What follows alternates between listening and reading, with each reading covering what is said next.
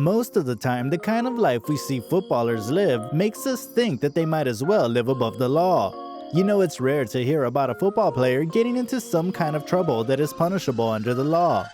They may get a yellow card or red card on the field to punish them for any offense. They, however, get real punishment when they go against the law. At a time, Steven Gerrard was involved in an altercation at a nightclub that left him facing assault charges. If convicted, Gerrard would have been behind bars, which would douse his burning fire at Anfield then. However, as predicted by many, Steven Gerrard got off unscathed, with many people citing that it was because he is a professional footballer. If that was the reason, then these footballers should have never been arrested, not to talk of going to jail. Adam Chapman. Due to reckless driving, Chapman caused the death of a man in 2009. And because Adam Chapman is not above the law, he was sentenced to 30 months in a youth offenders institute. Thankfully, the term he served did not affect his career. He resumed his career with Oxford United after he was released.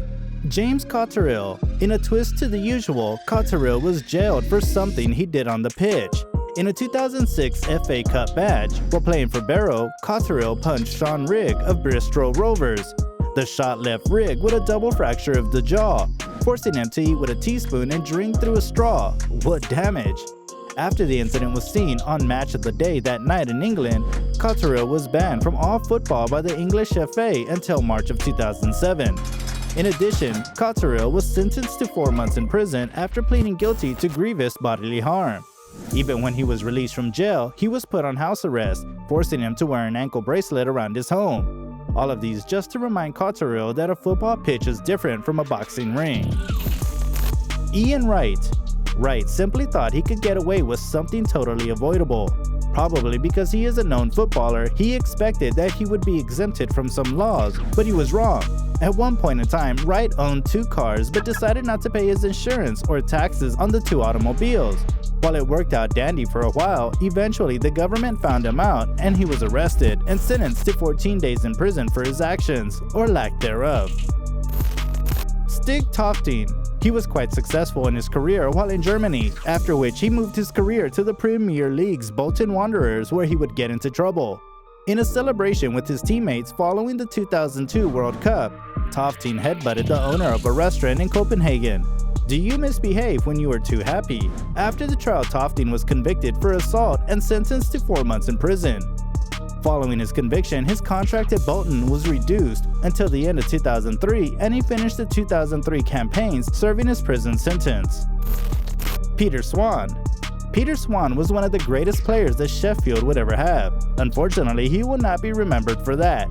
Though Swan was a potential world-class player, he had 8 of his best years stolen from him as he was banned from football by the FA. He was not only banned, he got arrested. In 1962, Swan and 2 other Sheffield Wednesday teammates bet on their club to lose their final match of the season to Ipswich Town FC. Crazy, right? Ipswich eventually won the match 2-0, and while Swan said they won the match fairly, he also said he doesn't know what he would have done had Wednesday been winning. Somehow the gambling ring got found out, Swan was banned from football and was later sentenced to 4 months in prison. What gambling can do to a career. Lee Hughes. The West Bromwich Albion striker's life took a turn for the worse in 2004. One night Hughes was behind the wheel when he had an accident with his Mercedes crashing another car, which killed a passenger in the other car. Probably because he was scared and thought he wouldn't be found, Hughes and his passenger fled the scene. According to the report, Hughes had been driving drunk. His eyes were not open until he had an accident. The following day, Hughes turned himself in and was released on police bail. Later that year, Hughes was convicted of death by dangerous driving and leaving the scene of an accident and was sentenced to 6 years in prison and banned from driving for 10 years. Joey Barton. From the way Joey Barton plays, you wouldn't be surprised that he's gotten into trouble on and off the pitch. Twice, he's been convicted for violent charges. The first incident came when he drove his car into a pedestrian at 2 a.m. in the Liverpool city centre. Barton was convicted of assault and served 77 days in prison. However, during his sentence, Barton admitted to assault occasioning bodily harm against his former Man City teammate Usame Dobo and therefore received a 4-month suspended sentence. Hey yo, hold up, someone just sent you a text. It's just your FBI agent telling you to leave a like and subscribe and hit the bell icon in your way. Make sure to follow his orders or he's going to leak your search history, and trust me, you don't want that to happen. Alright, let's get back to the video. George Best. Undoubtedly, Best was one of the greatest players to ever play for Manchester United, but his career and life were marred by a crazy lifestyle off the pitch. Best was a well-known alcoholic, which often interfered with his football career.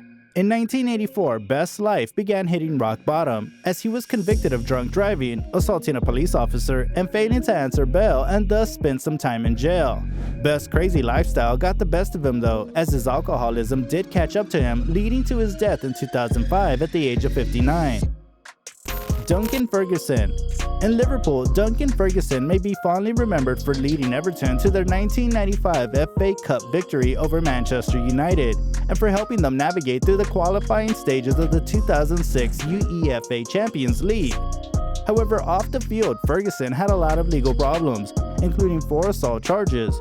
3 of these charges simply resulted in fines, with 2 of them between taxi drivers and 1 altercation with a fisherman. The charge that stood out was while playing for Rangers in 1994, Ferguson headbutted Raith Rovers defender John McStay. Despite this being an on-field incident, Ferguson was sentenced to 3 months in prison for the headbutt. Rene Higuita. Higuita will be remembered as an amazing goalkeeper who brought a different style with him, making him a very exciting player to watch, and also be remembered for being involved in some shady business. In 1993, Higuita was imprisoned for being involved in a kidnapping. Shocking, right? The kidnapping involved a famous Colombian drug baron, Pablo Escobar. While Higuita's job was simply to deliver the ransom money, he was paid for his services, and it is against Colombian law to profit from a kidnapping. Jan Molby. The Liverpool defender was absent for 3 months of the 1988-89 campaign due to being in prison for drunk driving. Earlier that year, Molby had crashed his car outside of a Liverpool nightclub while drunk. His sentencing did not come until October. Surprisingly, Liverpool decided to stand by their player. When he got out of jail, he was placed right back into the first team until an injury kept him out. The following season, he helped Liverpool win their 18th league title. Now you know that football players get arrested like everyone else too. From a long time ago till date, any football player who goes against the law will be punished according to the law. Let's not forget how we do it. Let me know your thoughts about this video. Do you think a player should be arrested for an on-pitch offense after getting the light card? Do you think they should be left alone because they are football stars? Let me know your thoughts in the comment section. If you haven't subscribed yet, don't forget to do that before you leave this channel, and turn on the notifications to stay informed about new content from this channel. If you enjoyed this video, show your love by hitting the like button and also share it with your friends. See you in the next one.